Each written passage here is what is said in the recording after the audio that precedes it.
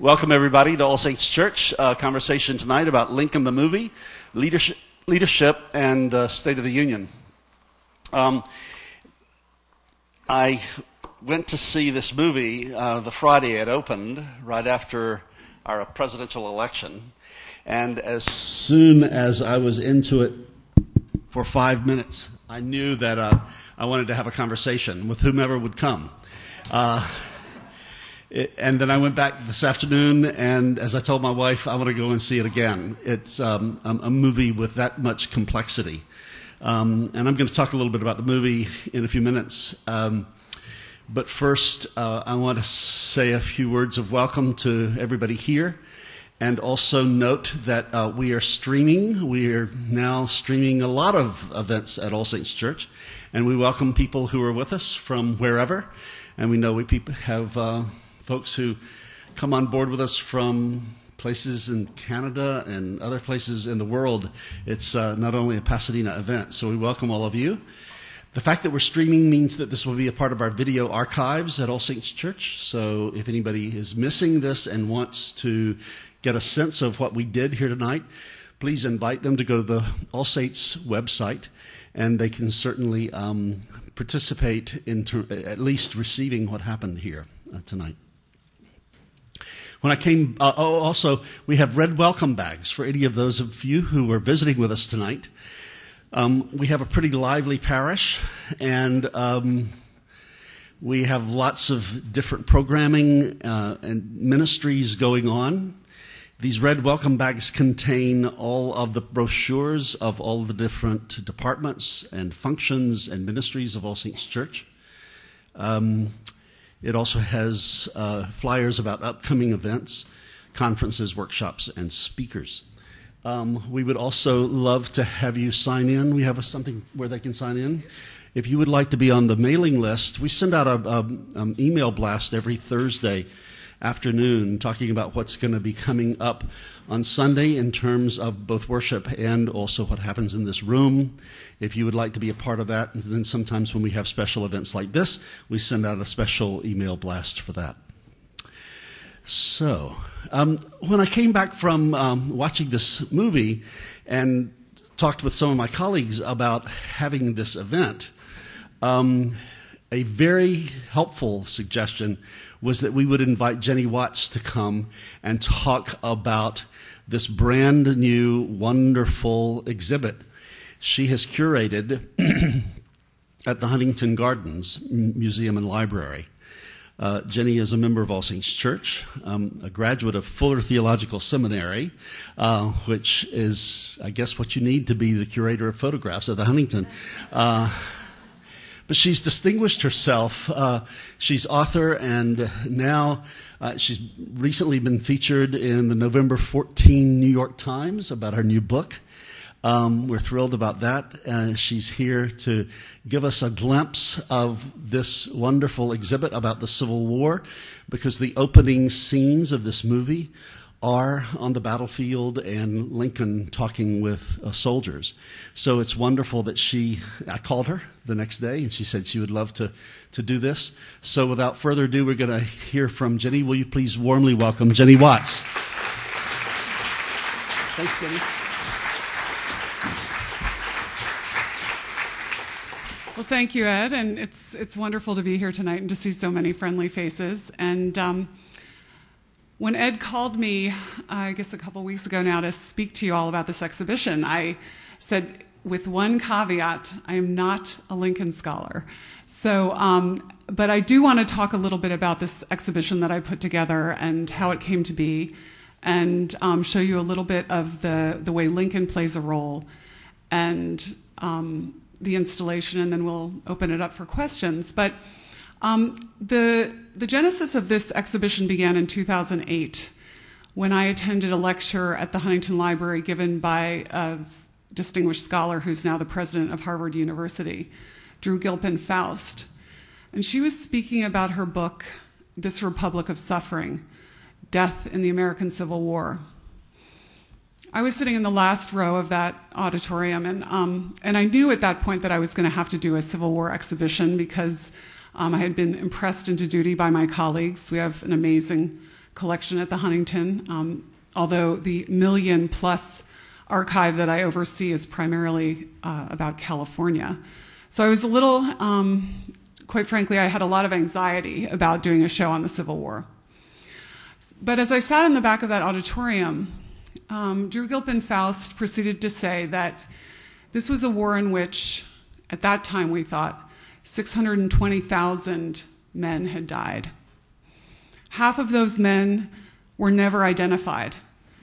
So this meant that if you were a mother, a wife, a child, your loved one went off to battle and may never have returned, and you may never have known what had happened to him.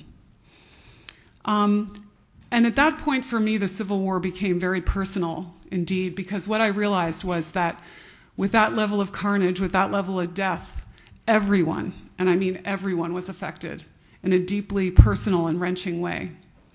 So that was the way in for me into this exhibition, and I also realized that at that time, this was, as a photo historian, what I knew was that this was the first time that photography was really used. It could be replicated to such an extent that it was used to show the public what was going on the field of war, on the battlefield.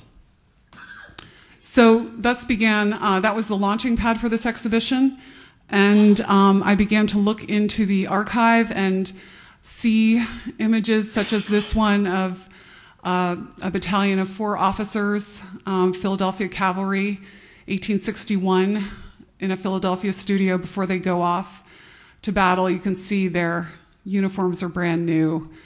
They're fresh-faced. They're probably between 20 and 23, the average age of a soldier at that point.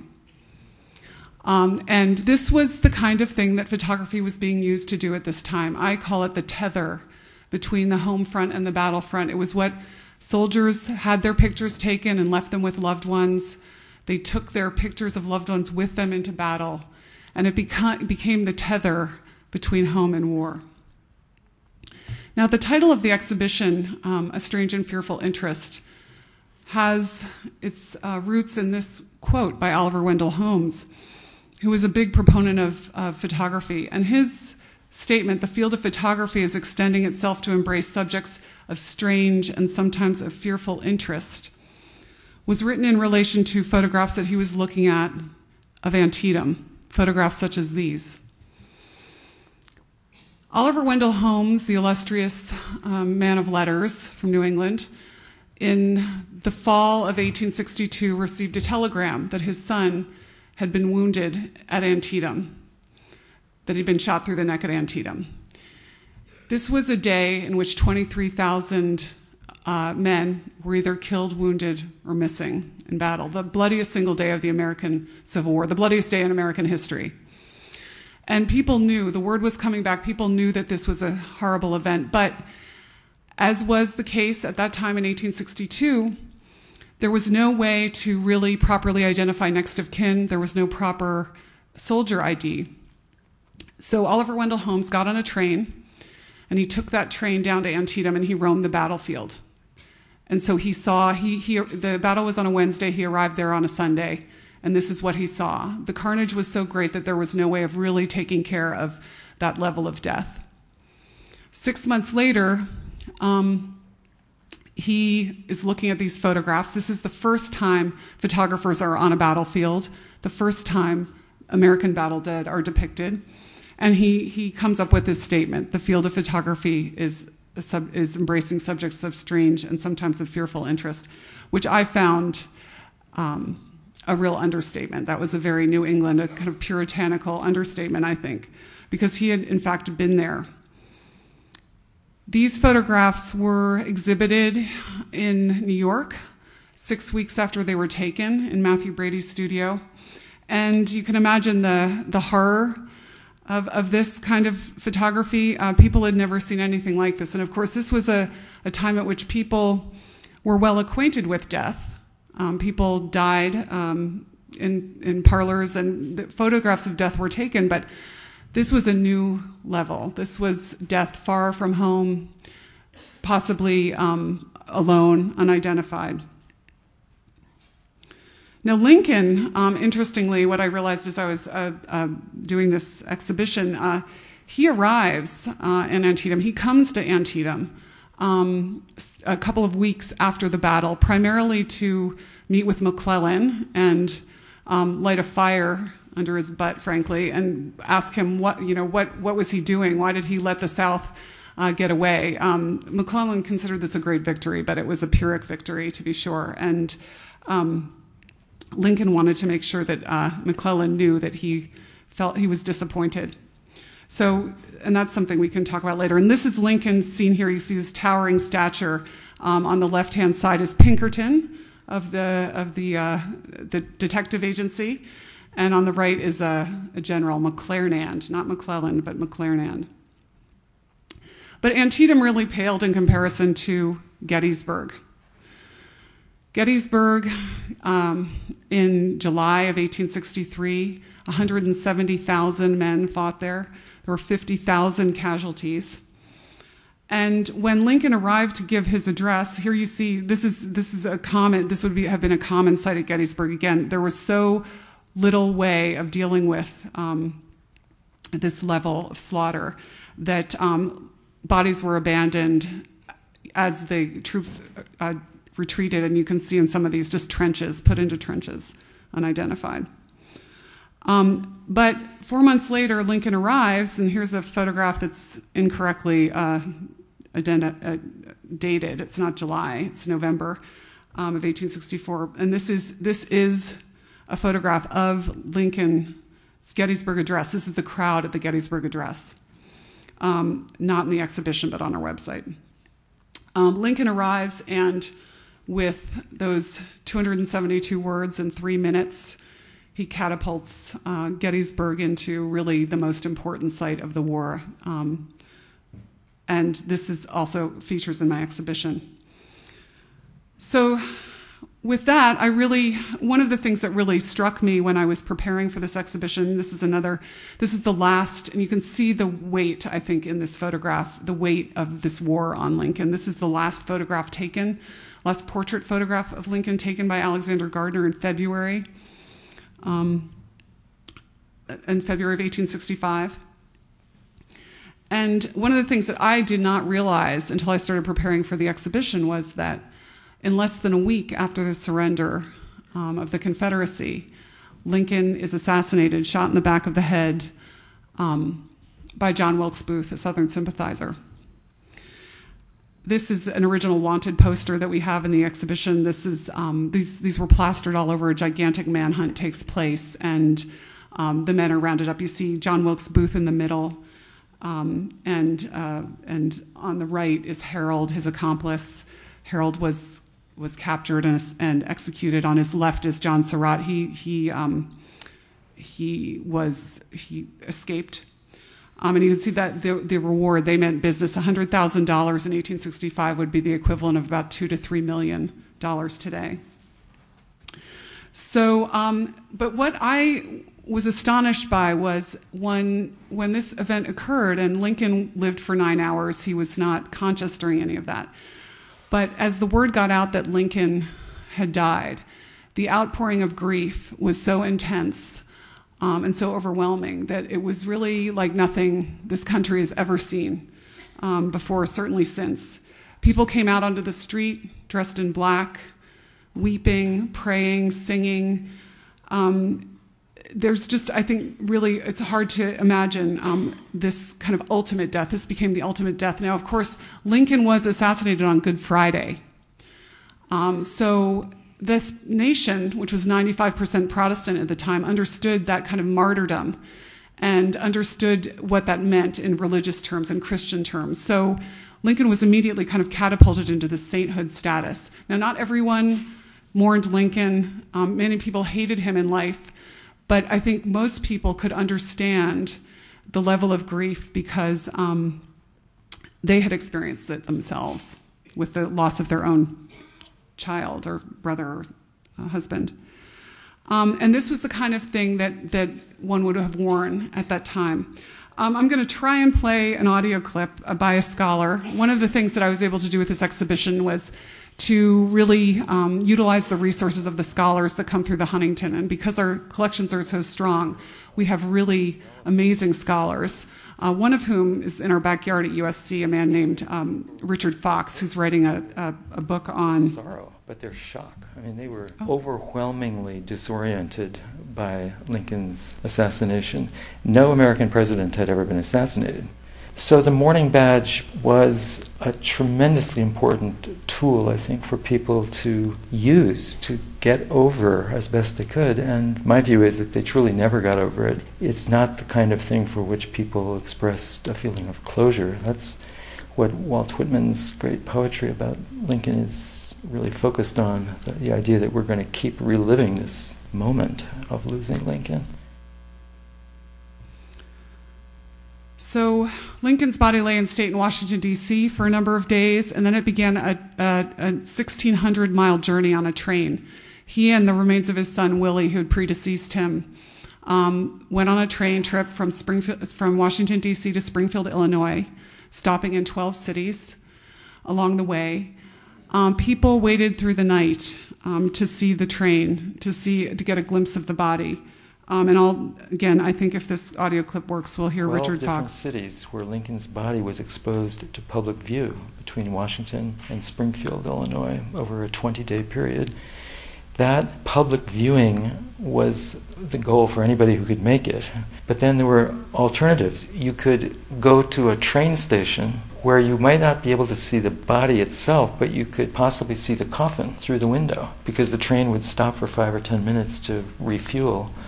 And parents held their children up above their heads, showing them Lincoln's coffin and flowers on top. And then the next level down from that was not to get to see the coffin or the body, but to just stand by the tracks, someplace where the train was going to go by. And people wrote afterwards that the first thing they heard was the bell of the train, and they could hear it from a great distance before the train actually got there.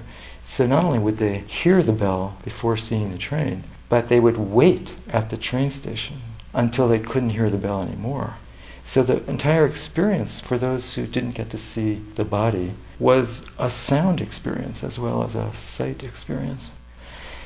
We think that maybe 1 million people actually saw the body of Abraham Lincoln in the coffin with the lid removed. And that's in a northern population of 23 million, so it's a substantial number of people.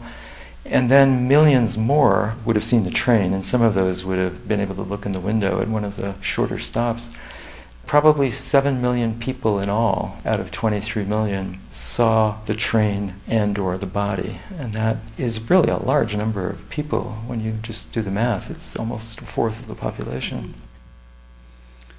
So what you may not be able to see in the back is this is a schedule for one leg of this journey. And it's starting at midnight, going to 7:30 in the morning. It's a minute-by-minute accounting of where the train would be. So people were coming from miles around to stand and wait for the train to just catch a glimpse of it as it went on through. So the assassination aspect of this is one large aspect of the exhibition. I'm just going to show you a couple of installation slides, and then I'll let Ed talk. But you can see this, for those of you who haven't been to the exhibition yet, is not your typical Civil War show in terms of its look and feel. And part of that was it was very intentional. Not just part of it, all of it was very intentional. And that was because I really wanted people to sort of rid their mind of what they think of when they think of Civil War exhibitions and all the Ken Burns documentaries and all those. Those are great and fine, but I really wanted people to have a sense of spaciousness and a sense of a place to contemplate and to really take this imagery in and feel the full impact of it. So we start here in the battlefront, and this is really showing the living soldiers and this tether aspect that I was talking about. But then in this one room, and I'd encourage you if you can to go see these things in real time, because in the center of the room where I show these Antietam photographs that you just saw enlarged, we've got some stereo viewers, and of course that's how most people really saw this kind of imagery, three-dimensionally, looking through a viewer where you're all the sensations are blocked out around you because it's a very intimate, very closed-in experience. And I have to say that even after all these years of looking at this imagery, I still find it has a resonance and a power that is almost counterintuitive given all the three-dimensional things that we're exposed to now, because you're so close and intimate with the photography. So this is one aspect of the exhibition that I think turned out quite successfully. And then the assassination you can see here, and one of the amazing objects that we have in the exhibition, that we have in the collections actually, is a knife. You can see the knife in this case here. The night that Lincoln was assassinated, there was a conspiracy afoot to assassinate also the Secretary of State, William Seward, and the Vice President, Andrew Johnson. The knife that we have in the collection is the actual knife that was issued by Booth to a man, Lewis Powell, who was supposed to assassinate Seward. So this is the knife that Powell used on Seward. And of course, what I'm not going to go into here, but this then led to, and you can see on the scrim here, you can see a detail of it. After the funeral train, there was a long trial, a 50-day trial of the conspirators. And 4 people were hanged, including the first woman ever hanged by the federal government, Mary Surratt, who kept the boarding house where the conspirators met, or as Johnson famously said, she kept the nest that hatched the egg. So she was executed, and the government enlisted a photographer to make a series of photographs so that it could be forever proven that this in fact occurred. And the series goes from the religious ceremony, which was taking place on the gallows, to the very last in the sequence, which shows the drop and then the graves. And I end the exhibition with, you see, looking through to Lincoln, this one section I call commemoration, but it's really about Gettysburg, how Gettysburg became a place in which people came to understand the war and misunderstand the war to some degree. I want to end here with a final image. This was an image that I discovered as I was preparing for the exhibition, and I had the good fortune to make that discovery with one of the most distinguished scholars in American history at the moment, a man named David Blight, who's a professor at Yale. So I hope the audio works because he talks on the website about this discovery and about what this image meant. Well, this to me is one of the extraordinary Civil War photographs that I've ever seen.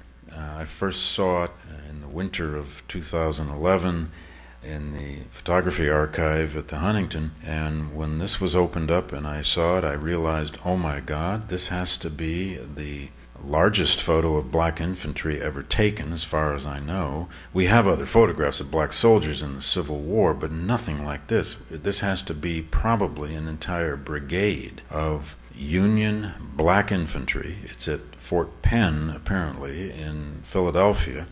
And not only is it such a stunning staged photograph of an entire brigade, which means up to possibly 4,000 troops, perhaps a bit more, with their officers on horseback in front of them in full parade display.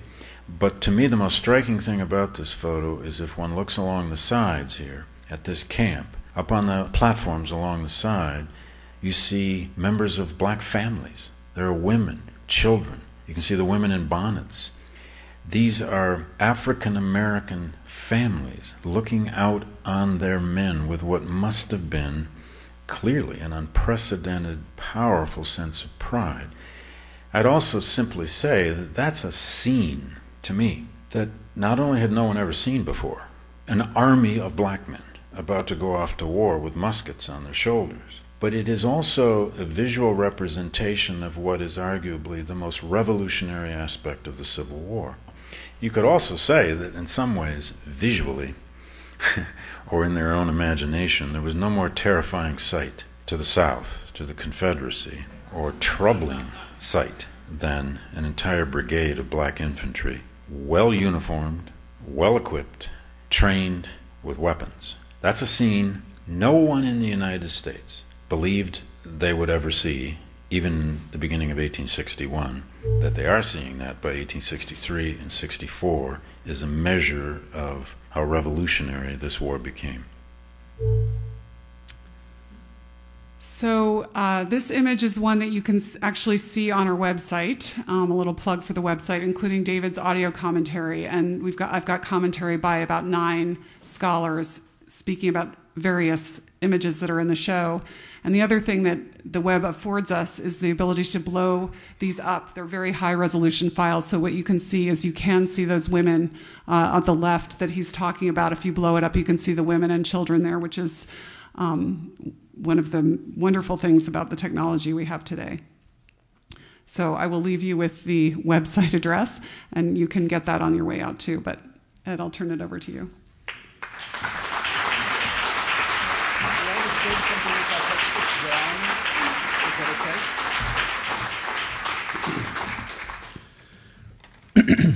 Thanks, Jenny.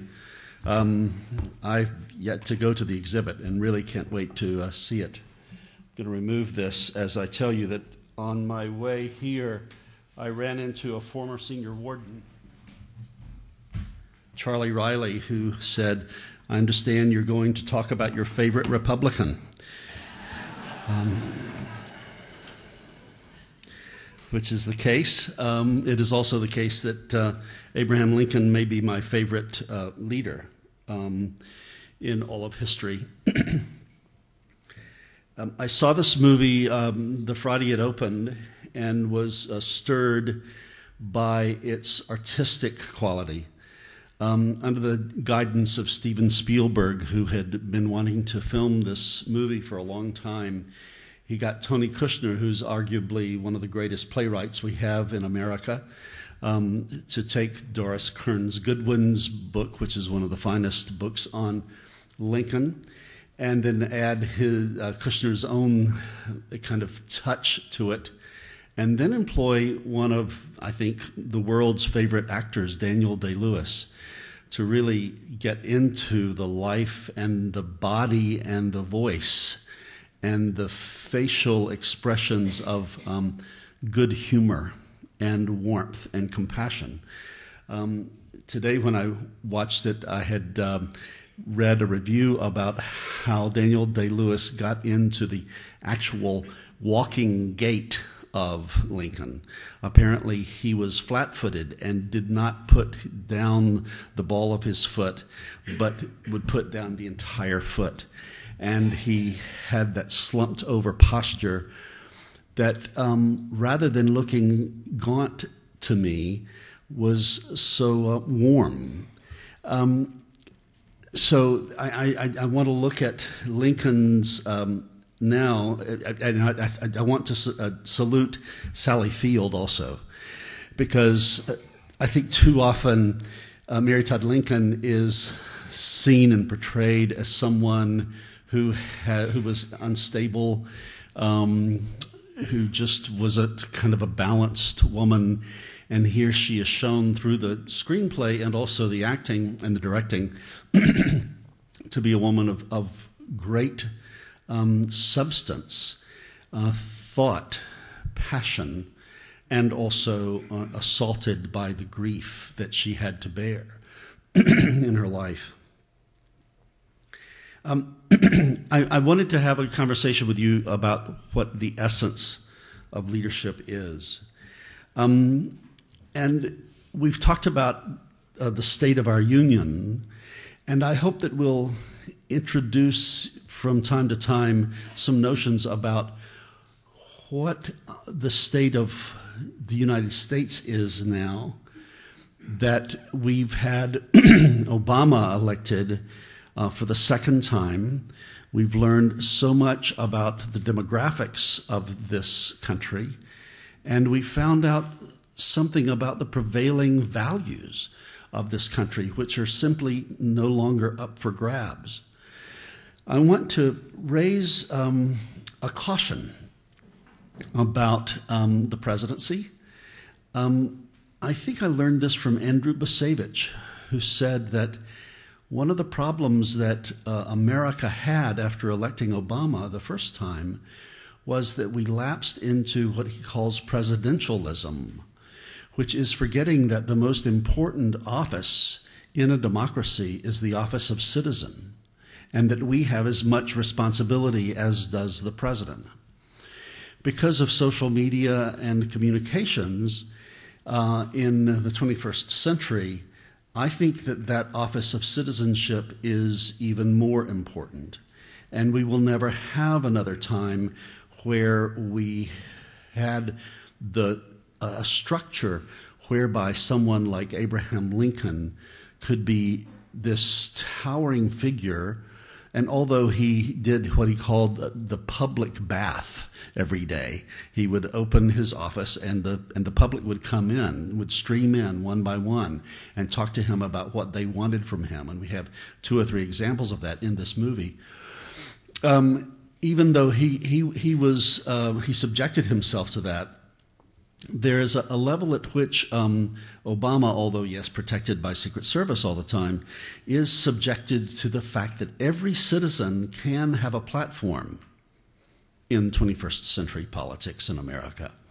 Marianne Williamson was here about 3 weeks before the presidential election, and she talked about the importance of citizenship and that no one can ever claim not having a voice and not being heard in America, because everyone can have a Facebook page and everyone can have a Twitter feed and everyone can have a platform where he or she can express their opinion, and we all have a responsibility to do that. Those are my kind of preliminary remarks. All of that is to set me up to say that all of us are leaders. And I think it behooves every human being, every citizen in America for sure, to take a look at what kind of leadership you are expressing, be it in your family, in your community, in your volunteer group, or on a wider platform, maybe in elected office. The 2 lenses, I'm going to look at this through 2 lenses, and then I'm going to stop and see what kind of questions and conversation that you and Jenny and I can have. But I studied leadership for 10 years with Rabbi Edwin Friedman, who looked at leadership from a family systems perspective. And he developed a kind of theory of what he called differentiated leadership. He had studied the presidency in college. He could name all of the presidents just from memory, tell you how many children each president had, how many terms of office they had, and he had all sorts of, and what they were able to accomplish and what they were not able to accomplish. And he had just committed this to memory. And that, coupled with his study of Murray Bowen's family systems model of looking at psychotherapy and the functional ability of human beings, he said that everybody has this call to be a differentiated leader, and he had 5 ingredients that we can look at. And I thought that it would be helpful to share with you those 5 points, because they've formed the lens by which I've been looking at and thinking about this movie. I'll tell you what the 5 are, and then just come back and give you an example of each one of them from the movie. The first is a differentiated leader, a leader who is in touch with her or his own uniqueness and can flourish from that uniqueness. The first thing is to know where you end and where someone else begins. The second, know what you believe. 3, don't be afraid to chart your course based on your beliefs. 4, when you encounter resistance, because every leader always encounters resistance, making sure that you stay the course, oftentimes making mid-course corrections, but nevertheless staying the course. And finally, it is important for differentiated leaders to stay connected with their constituency at all times. So let's just take an example of each one of these. For me,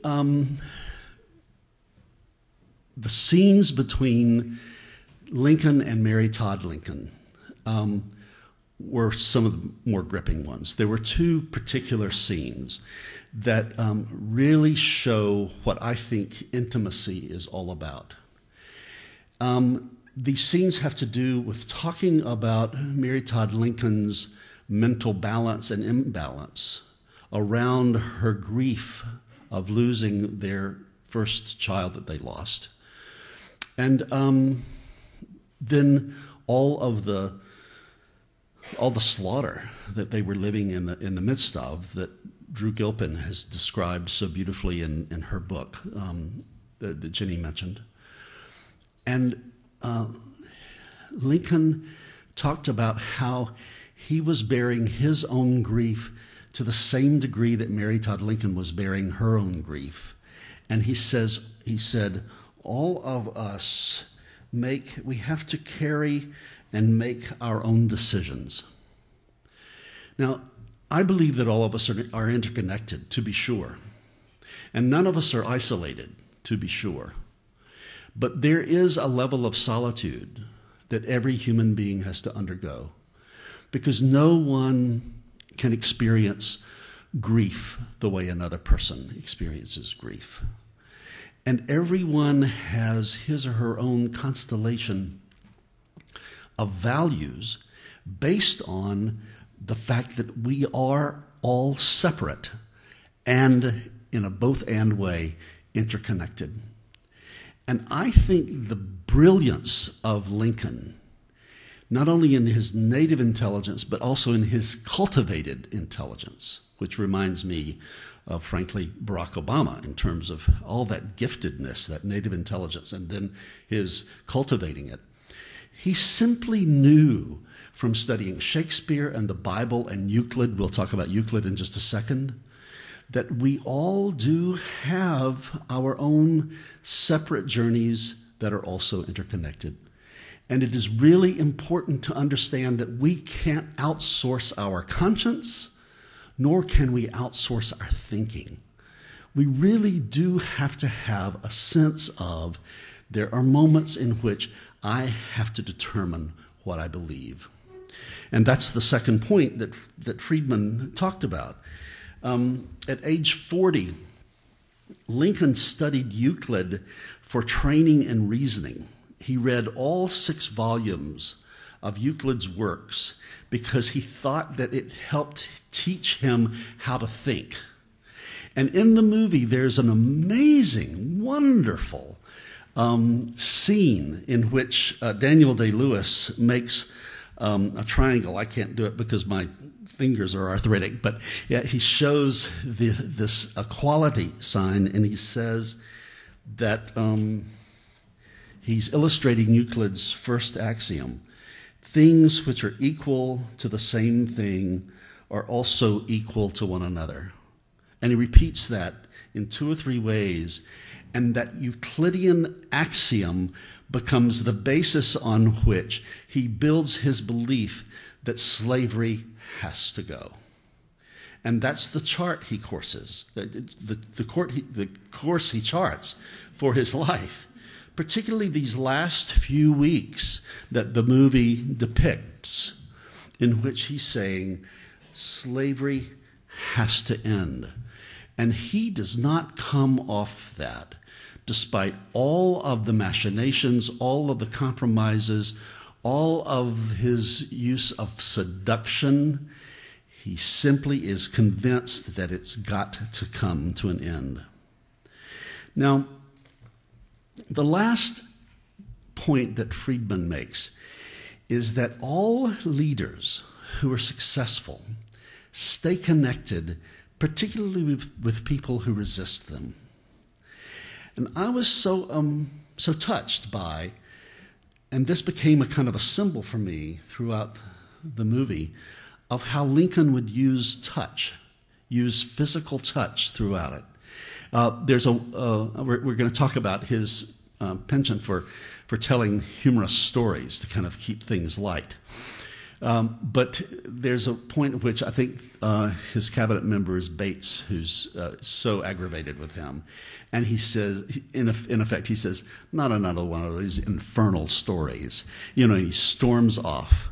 And they are in the war room around the Battle of Wilmington, in which Fort Fisher falls, and so many men are killed in the Battle of Wilmington.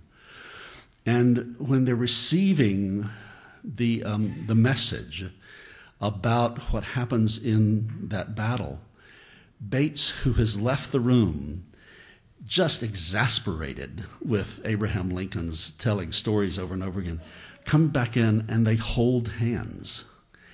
And Bates was one of the team of rivals that, if you've read Kearns Goodwin's book, there were these 4 rivals who really thought that they were going to win the nomination to the presidency for the Republican Party. And he put them in his cabinet, and he had this way of just staying connected with them. And then, well, I'll save this for the other point. Now, a huge part of Friedman's notions about leadership was that those leaders are most effective who can regulate their own fear. And he talked a great deal about anxiety and what that does to the functioning of the human brain, etc. Now, I've written a little piece called 8 Habits of Love based on that, in which I take a look at the way you can literally keep your fear lowered so that you can think clearly. And throughout this movie, I saw that illustrated so naturally, so organically, gracefully, in the form of a dance, gracefully, by Lincoln. And I just want to run through those, and then we'll have some questions and conversation. The first has to do with generosity, the whole ability to pass on what you've received. Lincoln stopping to give of himself and of his time is so important through this movie. I love that opening scene where, instead of what I think would have been such a temptation for any other director and playwright or screenplay writer to have Lincoln deliver the Gettysburg Address, 272 words, is that right? 3 minutes? It's delivered by soldiers who had memorized it on the field and quoted it to him. 2 white soldiers, and then the last part, an African-American soldier. And he stayed there and listened and wanted to kind of go on, but gave of his time. So the whole notion is that when we're generous, we really literally have a leg up on our fear. The other is stillness. I'm amazed at how Lincoln in this movie was so easy with solitude.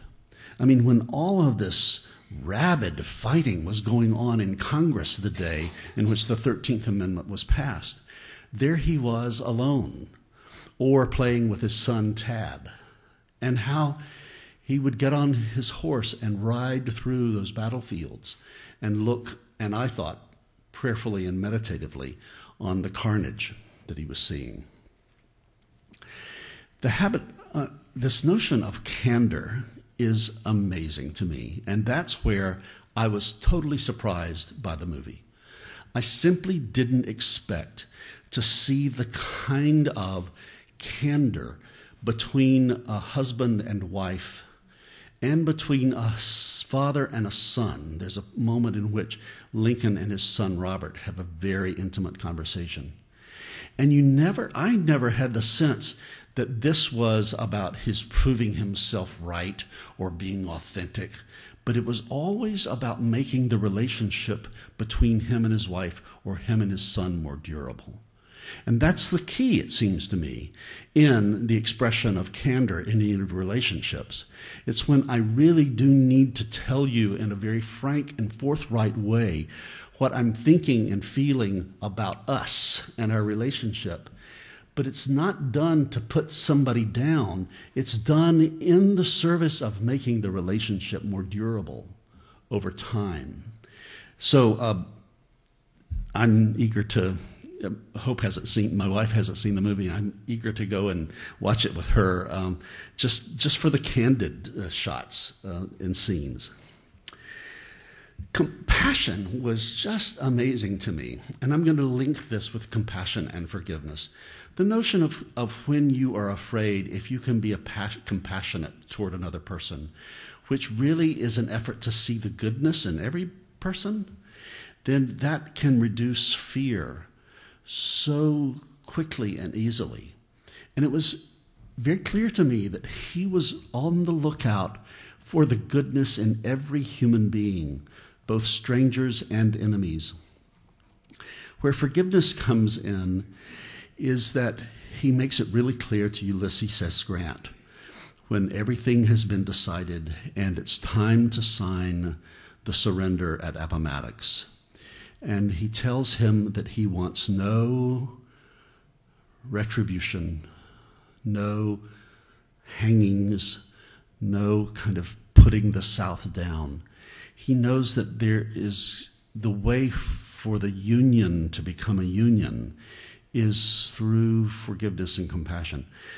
Several Lincoln scholars and Civil War scholars have noted that prior to Lincoln and prior to the Civil War, when the words United States were used, you always used a plural form of the verb, the United States are. But after Lincoln and the Civil Rights, it became a union, and we referred to the United States is. And so rather than being a collection of states, we were one country. And I think that compassion and forgiveness helped in that. The habit of community is really important to me, and I think helps us, again, emancipate ourselves from fear. When we can understand that you have a part of the solution that I don't have, and I need you and you need me, and I need you to be you in order for me to be me. That's a quotation directly from Dr. Martin Luther King Jr. Or to use Desmond Tutu, it takes people to become a person. We need one another. And it seems to me that in Lincoln's selection of his rivals to be on his cabinet, he really was illustrating that sense of community. In fact, everywhere he went, and I think that this is one of the reasons he was so beloved, is I think that he treated people in such a way that they felt very, very important to him. You know, you hear about great people who engage you in a conversation and they look at you right in the eye when they're talking to you and nobody else seems to be there. You had that sense when Daniel Day-Lewis was in engaging anybody that that person was very, very important to them. Lastly, these two, the habit of play. One of the most potent passports out of fear is to know how to be playful. And for Lincoln to have this repertoire of stories, of homespun stories that everybody could relate to, that weren't above anyone, and that kind of smile that he had on his face in this movie when he was telling those stories, or when he was about to tell a story. You could just see it hatching in his imagination. It was going to come out his mouth. Had a way of just calming the whole situation down. And finally, this business about truth. When you and I understand that none of us possesses the truth, but rather truth is leading us to a more and more expansive life, I think we understand something that was part of the genius of Lincoln, and certainly of this movie, is that Lincoln seemed to be on a journey. He didn't have it all figured out. He needed other people to help him figure life out. So, I love this movie. I hope that all of you will see it if you haven't seen it already. And I think I love a quotation from Dr. Martin Luther King about the Emancipation Proclamation. He said, "No Lincolnian Emancipation Proclamation can totally bring the firm sense of self-esteem needed for true and lasting freedom.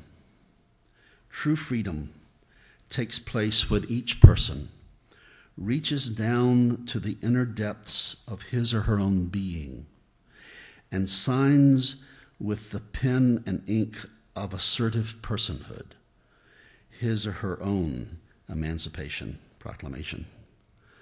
I hope that as we continue to reflect on Lincoln, and as we live with our own current president, that we will understand that no matter how much we may admire somebody else's ability to give freedom, that we all have a responsibility to claim our own Emancipation Proclamation. And I think when we do that, that we will really step into the role of the most important office in a democracy, and that's the office of citizenship. Yeah. So,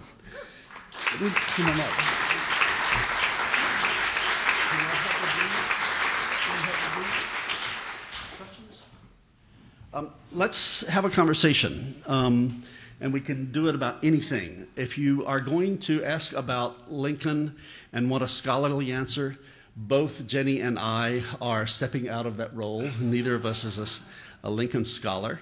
But I have a theory about everything, so I'll be glad to share with you my theories about Lincoln leadership and cinema, and I'll even give you a theory about the exhibition I haven't seen. That's how theoretical I can live.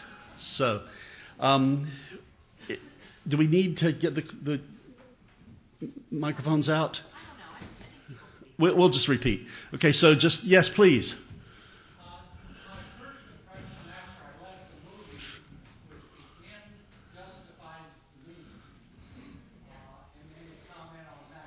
I think the question is, he left the movie saying, what about the end justifies the means? Because we saw Lincoln's ability to be ruthless in this and to bribe to get votes. I'm assuming you're speaking about that aspect of Lincoln. And also his ability to manipulate. I mean, he was such a master with language. That letter that they wanted to hear from him, and he said, "As far as I know, the Southern delegation is not in the city," you know. And let's see, where else? There were a couple of other places, and I think that he's considered a master politician, and I have the same wondering about that. I'm really glad you brought that up. Yeah. Just along those lines. Yeah. There's certain scriptures that I just kind of not like to pass over sometimes. And the one about where Jesus tells the story about how shrewd this one servant was. Yeah. And kind of doing a lot of politics and almost sleight of hand. And it's interesting to have a theology or morality of shrewdness. Yes. I think that is a very, very helpful word to introduce here, is shrewdness. Pardon? You want to hear? You can't hear? The question is that Jesus introduces a parable about shrewdness, and that how he elevates and holds up people who are streetwise or politically effective.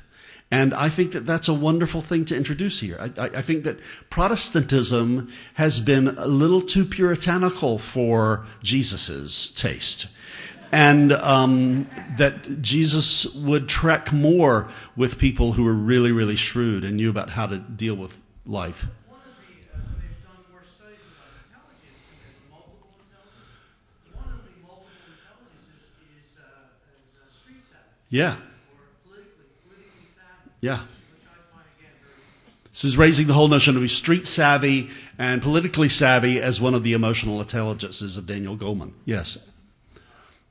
One of the things that struck me about the movie was how shrewd Lincoln was as a lawyer. Yeah.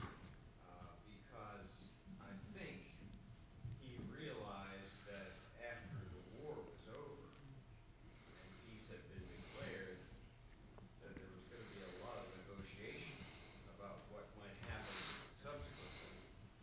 And that's something that I never focused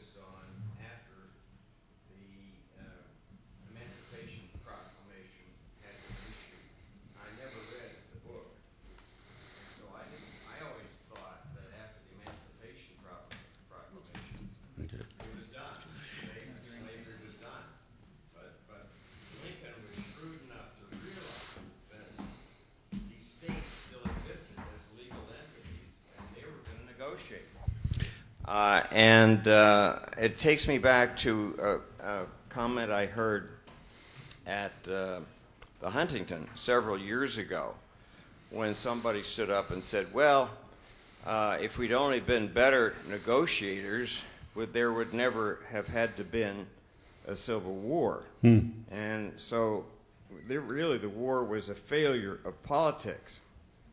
And I was so incensed I stood up and said, no, the war was really the success of politics in a very brutal way. Before Al got to the end, he was simply talking about the importance of Lincoln as an attorney and all the legal shrewdness that he brought to bear. And his example was that he knew that the Emancipation Proclamation would not put an end to slavery as soon as the war was over, that there had to be this 13th Amendment.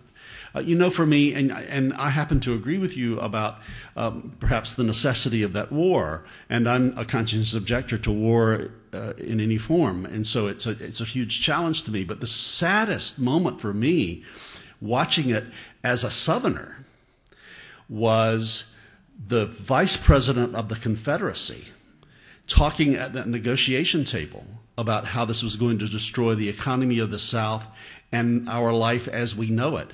And we hear Tea Partiers talk about how current politics is going to put an end to the life as we know it. And I just felt with all this poignancy about how that extends itself into our life to continue structures and systems of economic and racial and otherwise injustice, because we don't want to tamper with life as we know it. I want you to come in here. Yeah, I think that's a really interesting point. One of my colleagues says, actually the Civil War was a war of ideas interrupted by artillery. But one of the interesting things that I took away from the kind of level of carnage that we saw was at the end of the war, there was a massive reinterment program that was put in place by the government, the federal government, to find, identify, and give proper burials to all the soldiers. But it was only for Union dead. And I think that's very interesting that, this of course happened after Lincoln's assassination. Now, this was the cause of such intense bitterness on the part of the South, as you can imagine, that scholars feel this really led to the flowering of the Lost Cause movement, because there was just such anguish over the fact that only Northerners were accorded that, Union soldiers were accorded that part of that program. So I think there's many layers to this. Back here? Just stay right here. Just to get back to the discussion around political shrewdness, one of my favorite scenes in the movie isn't about Lincoln, it's the Tommy Lee Jones figure, Congressman Stevens, who's the leader of the radical Republicans in the House, and how Lincoln and others get him to back off his kind of ideological purity about full racial equality and to say this is just about slavery. And after he does that on the floor of the House with great flourish, one of his fellow radical Republicans comes to him and says that he's nauseated by what he's done, that he's taken back what he stood for 20 years, and how could he do such a thing? And the Tommy Lee Jones figure says, well, I'm sorry you're nauseous, that must be unpleasant for you. But he said, we're trying to end slavery forever in this country, and I'm willing to say about anything to do that. So, yeah. Thanks for saying that. Who has another? Yes, please. A couple of thoughts. With regard to the end justifying the means, I've always had trouble with that concept, but the discussion here has made me reevaluate that, and certainly seeing the movie did, and it made me realize that what Lincoln was doing was he was not letting the perfect be the enemy of the good. And that was reinforced by the line toward the end of the movie that, this great thing had been done in a corrupt manner by an honest person, or whatever the exact words were. The other thing I wanted to comment on was the Emancipation Proclamation and how that was another example of Lincoln's shrewdness. because all the Emancipation Proclamation did was free the slaves in the rebellious states. So he did not free the slaves he had the power to free. He only freed the slaves he did not have the power to free. And so at the end of the war, the Emancipation Proclamation was meaningless. But it was one of the most significant things he did, because that kept Britain and France out of the war. They needed the cotton from the South for their textile industries, and by making the war into a war over slavery, they could not afford politically themselves to enter on behalf of the Confederacy. And he was also shrewd about that, because he wrote that proclamation months before it was issued. He waited until the Battle of Antietam, which was really a draw, but it looked like a Union victory because the South had to go backwards because they didn't have the supplies. And he waited until after a moment of victory and a position of strength to put forth this proclamation. So I think he was extremely shrewd. Thanks for all those comments. Yes. Where's the microphone? Raise your hand. Here. One of the exchanges that I thought was kind of astonishing was after the proclamation passed, and he was having a conversation with Mary Todd's assistant, and she was asking, I don't remember exactly what the exchange word for word was, but in essence she was saying, you know, how is it going to affect you, or will we be friends? And he didn't have a glib, perfect answer for that, and he kind of had to say, well, we'll just have to see. And so it showed candor, but it also showed a level of compassion at the same time, because he gave her an honest answer with a certain amount of grace and love in it. But it wasn't, oh yeah, this is all going to be perfect. He had to work that out for himself, how that was going to look for him. And that was astonishing to me. Thanks for mentioning that. I do agree with you. Raise your hand if you have a microphone in your hand, please. Yeah, Margaret? Well, 2 or 3 things. I think it's curious that the movie was released after the election. Yes. I don't think that was an accident. Did you also see, I think it's Skelton's column that was in the LA Times today? Well, he starts out by saying that Governor Brown should see this movie. And then he says the state legislature should see it. And then he talks some more and he says, well, Congress should see it. And then he finishes up by saying that every citizen in the United States, it should be required viewing for them, which I thought was interesting. It's often been thought or said, excuse me, that great leaders really are the personification of what people are thinking. And it seems to me that when I saw this movie, and I've thought it before too, that Lincoln was the absolute personification of that kind of leadership, because we had millions of people in the United States, or in what wasn't the United States at the time, wanting to get rid of slavery. And it was a very difficult thing to do, but he embodied whatever was necessary to accomplish that. And then when he was done, he exited. But it was, if we think about other great leaders, they're great. Lots of them we forget, but the ones that we remember are those who do personify, or who are somehow represent what the main good thoughts of all the people are. Your earlier comment made me think about today's lunch that Obama and Romney had. I just wish I'd been a fly on the wall to hear that. Okay, the green, where's the green one? Okay, please, yes. I like what you said about it'll change life as we know it.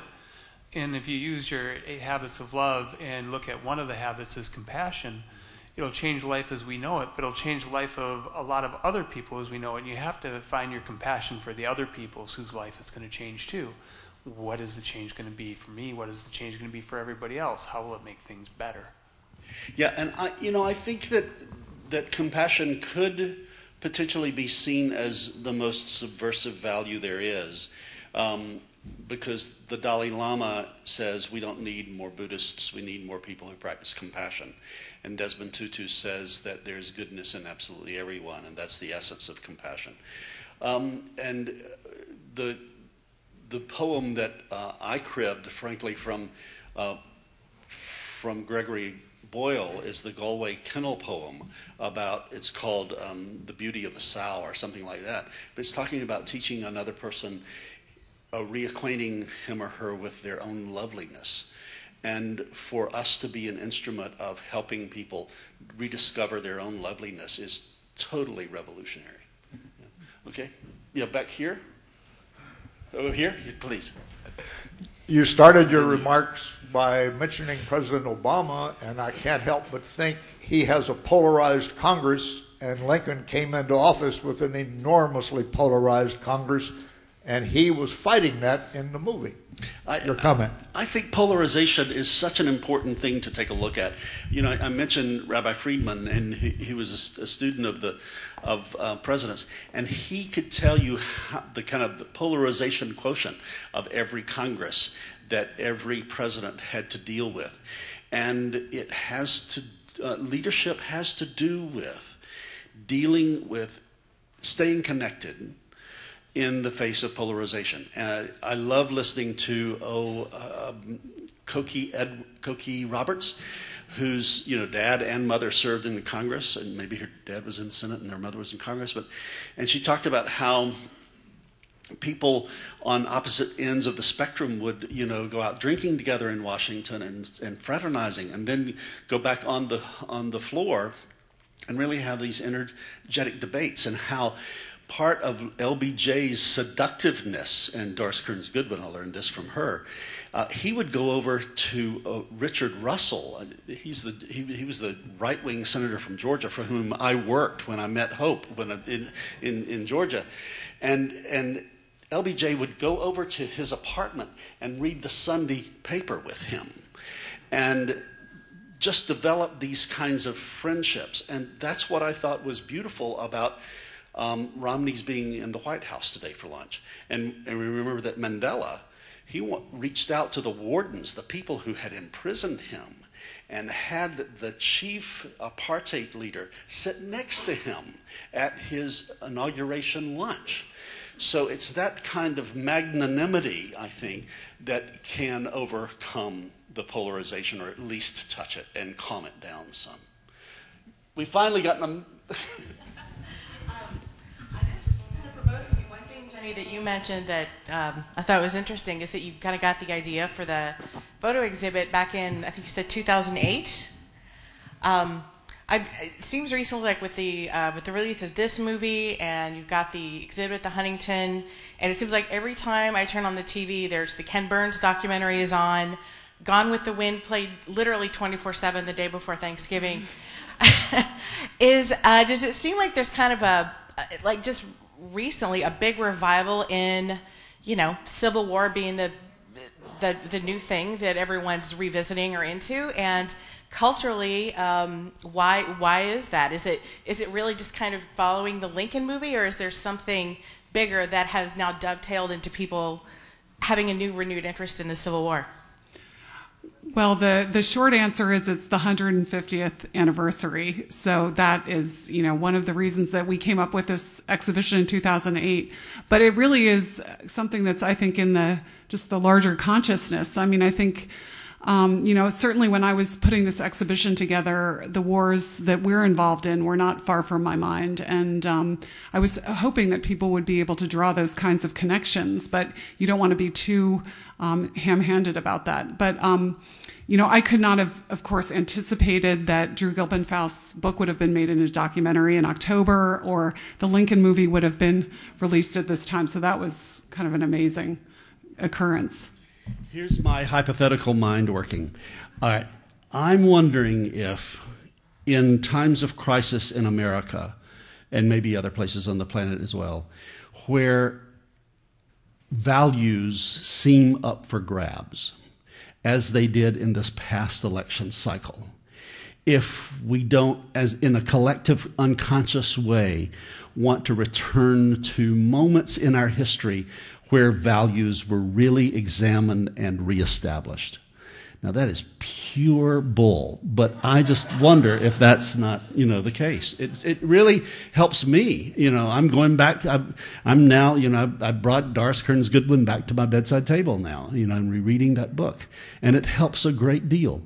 So, question here, please. Yes. 100 years ago. I'm sorry. You'll be next. Go ahead. Almost 100 years ago, a great film was made by probably the Steven Spielberg of his age, D.W. Griffith, called The Klansman, which was rechristened Birth of a Nation. Now, this film became the catalyst for attitudes about the Civil War in the North and the South and towards African Americans and other people. Now, Dixon wrote this book, The Klansman. In the 1930s, a woman wrote a book called Gone with the Wind. She was inspired by Dixon to write it. Or as Count Basie said, gone with what wind? And what I'm hoping is that since those films were catalysts for attitudes in this country and even about the Civil War, that this film may have the kind of effect that those two films had on the American imagination. I think you're right on. I really, really am. Yes, please. I want to thank you for bringing up President Obama as an example of a leader that has led us the last 4 years, I think, toward a more safer place. And I'm happy that he was reelected. I'm curious what your personal thoughts are on his success for the last 4 years. I know we can easily identify what President Lincoln accomplished, but it's hard for me to think about what President Obama accomplished. I know that when he first became elected, he pushed forward the stimulus package and the end to the Iraq War, and I'm happy that he was able to accomplish the end of the Iraq War, although it took many years, and to help the American people go through the recession by giving us a stimulus package. But I'm curious what your personal thoughts are on what President Obama has accomplished. I think you have to answer that first, and then I'll come in. No, I'm going to let you answer that. Yeah, I have many salutes to give the president. And as a progressive, there were huge disappointments having to do with not closing Guantanamo, et cetera, et cetera, et cetera. However, and the use of drones is a huge problem. But I was in kind of one of those slumps about him one night, and I was watching Rachel Maddow, and it had just happened to be one night in which she listed all of the accomplishments, and they're recorded somewhere, and it's really astonishing. And then I, as a result of that, thought to myself, maybe the problem is not with Obama so much as it is with me. But I do want to say that I loved that 60 Minutes, I think, or interview of him and Mrs. Obama. And he said that he thought that he had not told the story of America well in terms of the bully pulpit. And I think that's a really good self-criticism, that there is an arc to the idea of America that needs to be told, and it is a radical arc, and it is a revolution that is not over. And I think that's where we citizens need to work with our president, and it doesn't matter whether it's Obama or somebody else, but we really do have to keep the revolution alive. Thanks for the pardon? He is evolving, yes. And so did Lincoln. Yeah, and so did Lincoln. Yeah, absolutely. Ed, this is back to the movie. I wonder if you have a comment on this. One of the things that has stuck with me from the movie was this conflict for Mary Todd Lincoln and for Lincoln. If I remember this correctly, she desperately wanted the 13th Amendment not to pass because she saw that as leading to the extension of the war and the possible death of Robert, who had gone into the service by then. And I think she tells Lincoln at some point, "I will never forgive you." Talk about staying the course. And as I remember, she was saying, "I'll she changed her mind. She became very pro 13th Amendment. Am I remembering that correctly? And she was saying, "I'll never forgive you if you lose it." But at first she was against it, and then she came around, as I remember. And Robert was all tied up in that. It was very complicated. I mean, that's why I want to go back and see the movie a third time. And most of her, she was a Southerner. I mean, she did, yeah. Okay. Where do you have it? Yes.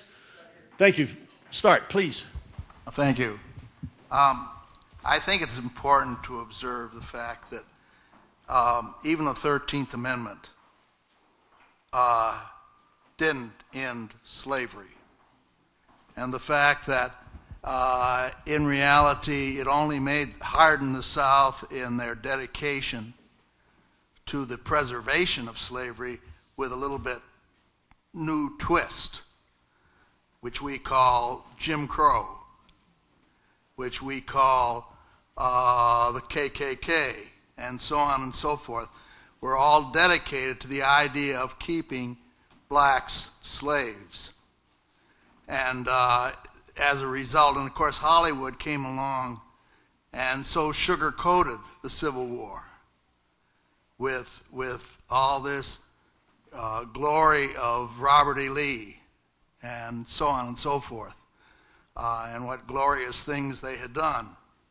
And you go to places like Stone Mountain, Georgia, or you go to places like Missionary Ridge in Chattanooga, and it's alive today. The same kind of glorification of the preservation of slavery. And I think it's important to, I mean, that's the important thing to get out of this, it would seem to me. I just want to mention when Chick-fil-A was having its more recent problems, there was a telling article in the New York Times where people were being interviewed, and it was the kind of the Southern way of life that was at stake for these people. It was both homophobia, gross anti-gay sentiment, but it was, we have lost so many times. Here we are losing again and losing our Chick-fil-A. And it's that kind of thing that undergirds that. Then the other thing that I want to mention, Jim Crow, there's a marvelous new book that we're going to be talking about here by Michelle White, or Michelle Alexander, called The New Jim Crow, White. And it's about mass incarceration and how that is a form of slavery now, and that we have to come to terms with that. All right, last two questions, this one, and then we'll respond. Hello? Yes, go ahead. Hello? He'll take care of you. I haven't heard this perspective talked about tonight. And basically, my question about Lincoln or Obama or any other person is in terms of what is their need, their want, their motivation for wanting to aspire to a powerful, prestigious possession or position. I mean, I think it's in part, it's just, I have to question their motive is the bottom line. With so much, I mean, you can see it on Lincoln. Obama has aged from 2008 to 2012 amazingly at a fast pace. So that's my basic perspective. Good. We'll get this comment or question, and then we'll wrap it up for the evening. I think the one thing that strikes me is the Civil War is not over. There is such a sense of bitterness and grievance, and I think we still have that work of somehow putting the country back together. It just all surfaced to the top with Obama being the president. And I remember in 2008 when I was working for him, and you heard these comments, "I want my country back." That was a country where the black man goes in the back door of the White House and not the front door. And that sense of grievance is still with us. I think you're absolutely right. So to answer your question, I really do think that the best leaders are those who are called, and they kind of know what they're getting into in terms of the personal sacrifice. My father was a county school superintendent, and he ran for office, and it aged him tremendously to have to deal with the kind of polarization that you have to deal with in public life, particularly in politics. And I think there are a lot of politicians who should not be in it, but those who are called really are great public servants, and they help transform the country into a new evolutionary stand. And I think that that's what's been going on with President Obama. And I totally agree with you that we have so much healing to do in this country. Well, I want to thank you all for coming. I really want to thank Jenny Watts. It was just a great addition to this evening. It really was.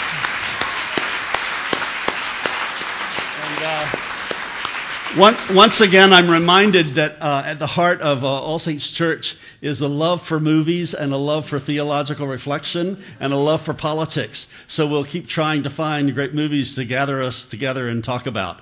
Have a great, great evening, and we'll see you next time we see you. It was really good. Thanks for asking.